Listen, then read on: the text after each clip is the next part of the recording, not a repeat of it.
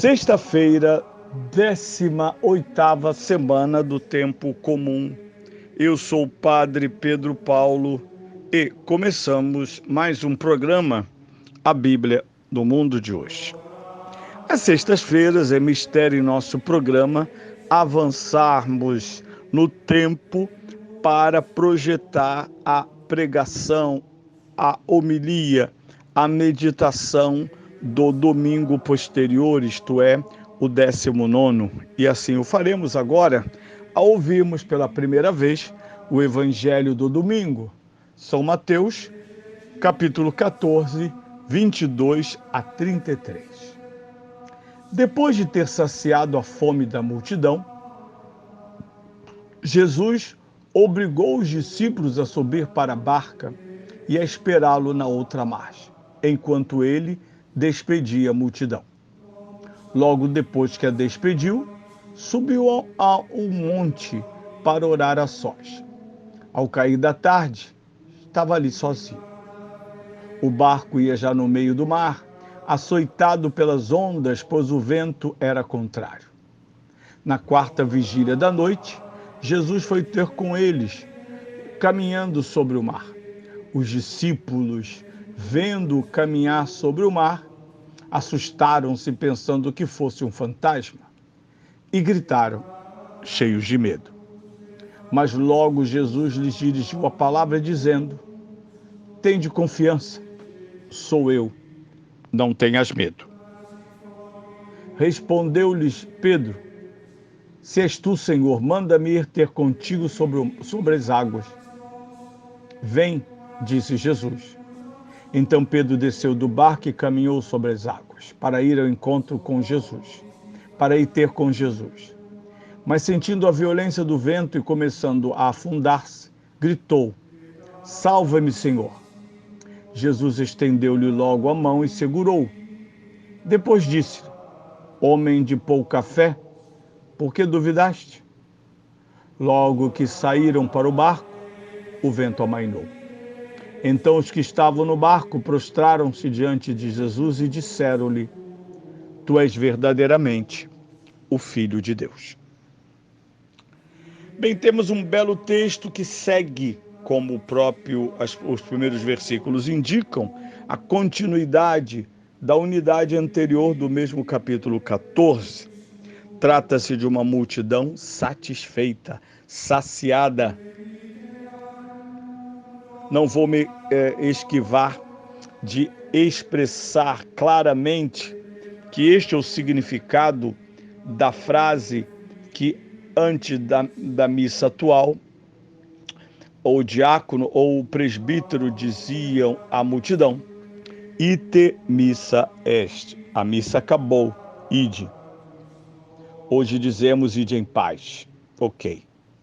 O fato é, a multidão é despedida, sim, mas saciada. Não era esse o projeto dos apóstolos. Eles entendiam despedir a multidão faminta, que ela procurasse o seu próprio alimento, ela estiver ali ouvindo Cristo sendo curada, mas saciar aquela multidão não era atividade humana possível. E os apóstolos são contadores, no sentido de contabilistas deste mundo, entendiam as coisas segundo as medidas deste mundo, trabalhavam como deve ser, com os cálculos humanos.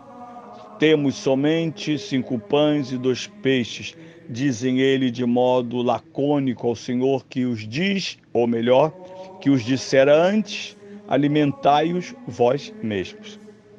Aqui temos um texto interessante, um verbo que não está na moda. Jesus obrigou os discípulos a entrarem na barca, enquanto ele mesmo despedia as multidões. É interessante, não está na moda obrigar. Mesmo na igreja as pessoas gostam de dizer, eu não estou ali obrigado, eu vou porque eu quero. Eu vou à missa porque eu quero. Quando nós queremos o que Deus quer, é já graça de Deus. A igreja não está condicionada e não é prisioneiro ou refém do meu querer. Nós, padres, não devemos organizar pastoral ou missão baseadas no querer. Por mais que incentivemos as pessoas a querer, por mais que sejamos incentivadores do querer e da vontade de servir a Deus, mas não é querer ou não querer que resolve ou decide a questão. Nem temos que seduzir os homens com entretenimentos para que eles venham. A missa não é entretenimento, o rito não é entretenimento, a igreja não é um tempo para entreter os homens enquanto o tempo passa. Não é. Tanto que podemos contrariar os homens, mesmo aqueles mais próximos. Quero lembrar que Jesus, diante de um grupo de discípulos tolos que não andam mais com ele, ele volta-se para os 12 e diz: quereis também vós ir-se embora? Quereis deixar-me também vós? São Pedro, mais uma vez iluminado pelo Espírito Santo, dirá: não, a quem iremos? Só vós tendes palavras de vida eterna. Pois bem, temos obrigações e Jesus nos obriga, sim. Ai de nós que não sejamos obrigados à vontade de Deus, nós que somos miseráveis, fracos, inconstantes, somos frágeis, nós que, se pudermos, faremos a nossa vontade e não a de Deus, muito menos da igreja. A igreja tem obrigações com Cristo, os cristãos têm obrigações com a igreja. É muito interessante que os liberais desse mundo, por exemplo, sabem muito bem que nós temos deveres de Estado. Os impostos, por exemplo, muitas vezes injustos, estéreis, desviados por políticos e políticas, são deveres inalienáveis do cidadão. Primeiro pagamos, depois os discutimos.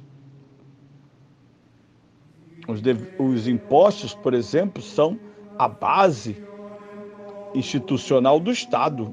O Estado vive e deveria progredir e agir graças aos nossos impostos, pelos quais permitimos e instrumentalizamos o Estado para agir através de governos com políticas públicas justas, equânimes, inteligentes, já que o dinheiro não vai alcançar jamais o palavrório idealístico e, em geral, mentiroso da política. Vamos dar pão e casa para todos. É mentira. Mas os impostos de todos, e em particular de alguns, os impostos podem ajudar a amenizar, ampliar e espalhar bem-estar de modo mais ou menos equânime. Pois bem, Jesus obriga os apóstolos, porque ele é seu Senhor e sabe exatamente o que devem fazer. Cabe a ele despedir as multidões e depois o Evangelho indica que os apóstolos e Jesus terão endereços diferentes. Enquanto os apóstolos vão para o barco e Jesus despede as multidões, os obriga a ir para o barco, ele vai para o monte orar. Eleva-se acima das funções. Afinal de contas, se nós retomarmos o macro texto, é para um lugar deserto que ele ia antes de encontrar-se com a multidão e apiedar-se delas, e entreter-se de modo compassivo com elas, curar-lhes e nutrir-lhes, despedi-las saciadas, não satisfeitas de seus caprichos, mas saciadas de fome, de justiça, de paz e de pão. Agora é hora de saciar-se. Ele vai para o monte, para algo que para nós é sempre incrível ver e constatar. O Filho de Deus feito homem reza copiosamente. Horas da noite entregues à oração. A sós, sem seus discípulos, sem ninguém. a intimidade com o Pai no silêncio da noite, o eleva, ou melhor, eleva sua natureza humana unida ao Verbo à comunhão plena com Deus. Um exemplo que esbofeteia a nossa oração superficial, rápida e mal feita, quando diária.